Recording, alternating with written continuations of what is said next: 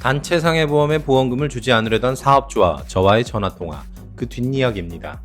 혹시라도 저번 편을 보지 않으셨다면 저번 편을 보고 오시는 게 좋을 것 같습니다. 스토리상 이어지는 얘기거든요. 그리고 저번 편과 마찬가지로 이어서 좋아요랑 구독 눌러주실 거죠? 아니, 산재에서 다 보상받았는데 또 뭘 받아요? 그랬으면 좋겠지만 민법상의 책임은 아직 남아있습니다. 민법상의 책임 일부가 산재 보상을 받아서 없어지기는 했지만 아직 남아있거든요. 아니, 민법상 책임은 또 뭐고 산재는 또 뭐예요? 산재는 근로기준법과 산재보험만 담보하거든요. 그래서 민법상의 책임이 남아있을 때는 별도로 또 부담해야 됩니다. 전화통화 내용을 더 자세히 설명해 보겠습니다. 일단 산재에선 자동차 사고처럼 형법상 책임과 민법상 책임이 동시에 발생할 수 있습니다. 산업안전보건법이란 준수해야 할 최저의 기준을 설정해 놓은 것이므로 이에 대해서 이행한 경우 형사 책임은 보통 지지 않습니다. 하지만 최저 기준을 준수한 것일 뿐 민법상 책임은 아직 남아 있습니다. 민법상 책임은 보통 안전배려 의무 위반에서 비롯되는 경우가 많고, 이는 근로자의 과실을 고려하지만 사업주의 책임을 더 많이 묻습니다.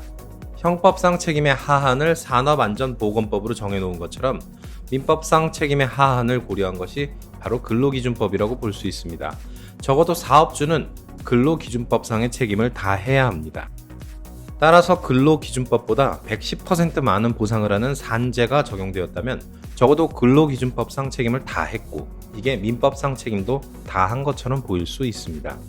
심지어 근로기준법에서는 상당한 금품을 받으면 사용자는 보상의 책임을 면한다고 정해놓았으니까요. 하지만 가액의 한도라는 것을 주목해야 합니다. 즉, 민법상 책임이 산재보다 더 클 경우에는 책임을 면할 수 없게 됩니다. 아니, 박 씨도 분명 과실이 있다고요. 자기가 올라갈 발판 정도는 자기가 확인했어야 하는 거 아니냐고요. 어차피 그 발판은 그리고 자기만 쓰는 거면서 말이야. 과실을 고려한다고 해도 남는 민법상 손해액이 있는 경우가 있습니다. 게다가 위자료나 산재에서 비급여 치료비는 주지 않으니까 그것도 있고요. 그래서 그럴 때를 대비해서 근제보험에 가입하는 겁니다. 보통은 산재와 민법상 손해액은 같은 경우가 많습니다. 하지만 산재는 과실이 있어도 과실을 고려하지 않고 보상합니다. 나라에서 근로자를 보호하기 위해 만든 제도이므로 그 사람의 잘잘못을 따지지는 않습니다. 또한 민법상 손해액 계산과는 달리 일할 수 있는 나이인 가동기간도 고려하지 않고 보상합니다. 오직 근로자인지 아닌지만 따집니다. 따라서 이러한 경우는 오히려 산재 보상이 더 많은 경우가 많습니다. 출퇴근 사고가 바로 그렇습니다. 출퇴근 사고인 경우 산재로 가는 게 유리한 경우가 바로 이런 경우일 때입니다. 참, 그래요. 알았으니까 단체 보험에서 나온 보험금 주라고. 바로 그 얘기잖아요. 그냥 준다고 박 씨한테 전해주세요. 아니요. 그 선생님이 직접 통화하십시오. 박 선생님은 그냥 보험금 안 받고 소송하던지 해서 받아내시겠다고 하시더라고요. 아니, 보험금 주겠다는데 왜 그러는 거죠? 네. 단체 보험의 장애 기준하고 손해액 계산 시의 장애 기준이 서로 달라서요. 양쪽 금액이 일치하는 게 아닙니다. 손해액이 보험금보다 한 5배 정도 많습니다. 자, 이런 차이는 왜 생길까요? 그건 잠시 뒤에.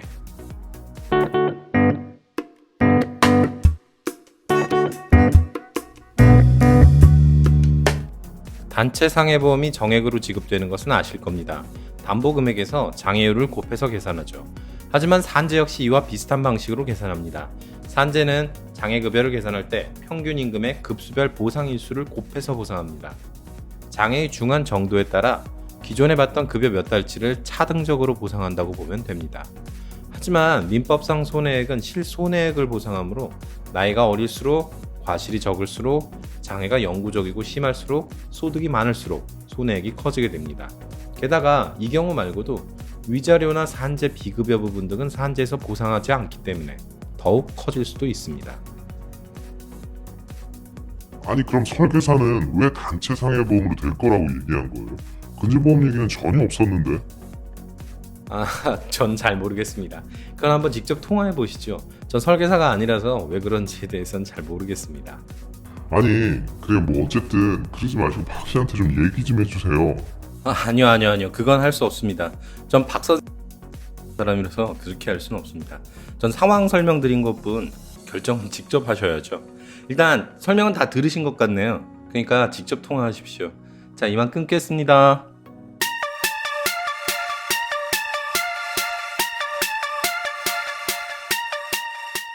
요약 정리 들어갑니다. 산재에서 근로자의 모든 손해가 보상되지 않는 경우가 있습니다. 추가적으로 민법상 사용자 배상 책임을 지는 경우가 있고, 이 책임을 담보하기 위한 보험이 바로 근제보험입니다. 손해액이 클수록 이런 책임은 커집니다. 나이, 과실, 장애, 소득, 위자료, 산재, 비급여 등이 이런 책임을 커지게 하는 요소입니다. 오늘 영상이 도움이 되셨다면 아래의 좋아요와 구독 버튼 눌러주세요.